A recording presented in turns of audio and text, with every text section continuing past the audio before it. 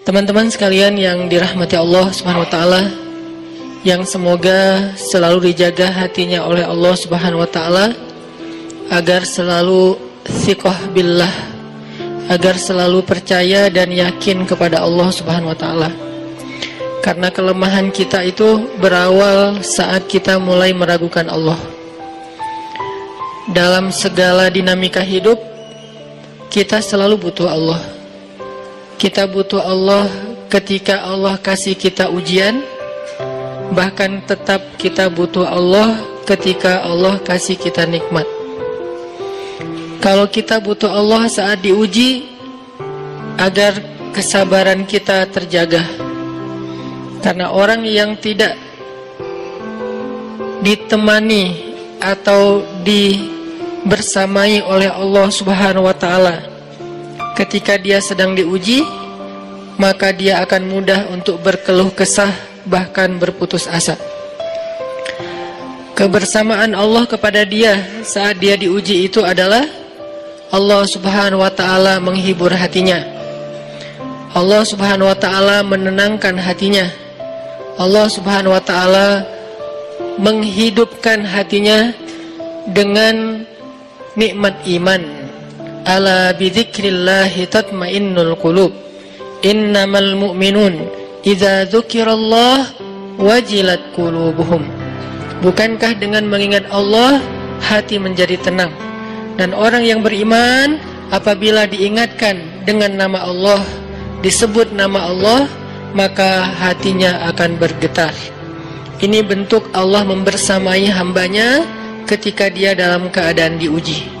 Allah menghiburnya dengan kalimat, alam yajidka yatiman fa'awa wa wajadaka dhallan fahada wa wajadaka ailan fa'aghna. Allah menghiburnya dengan kalimat, inna a'tainakal kautsar. Allah menghiburnya dengan kalimat, kalla saya'lamun summa kalla saya'lamun. Allah menghiburnya dengan kalimat, la tahzan innallaha ma'ana. Ini adalah ketika Allah membersamai seorang hamba saat dia dalam keadaan diuji. Allah membersamai hamba juga ketika dia dalam keadaan diberi nikmat. Karena tanpa itu, maka seseorang akan jatuh justru kepada dosa-dosa karena dia mendapatkan banyak kenikmatan hidup. Kalau Allah Subhanahu wa taala tidak menjaga dia saat dia diberi nikmat, maka nikmat itu justru menjadi jalan bagi dia untuk terjerumus kepada banyak dosa.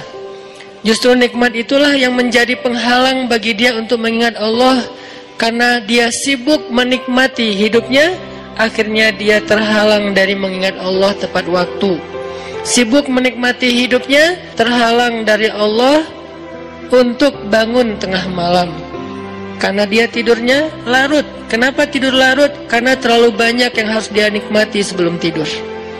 Dia bisa makan-makan, dia bisa jalan-jalan, dia bisa ngopi, dia bisa ketemu teman, dia bisa belanja.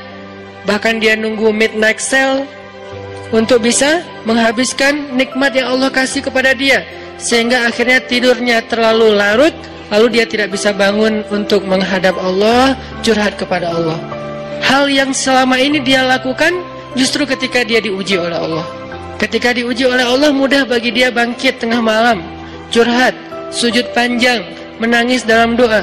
Ketika Allah kasih nikmat, curhatnya hilang, malamnya lelap, sampai bahkan subuhnya juga kelewat. Ini kalau Allah nggak membersamai seorang hamba ketika dia diberi nikmat. Sehingga orang yang seperti ini, kalau dalam keadaan seperti ini terus-menerus dalam jangka waktu yang lama, nanti dia akan terjebak di dalam istidraj.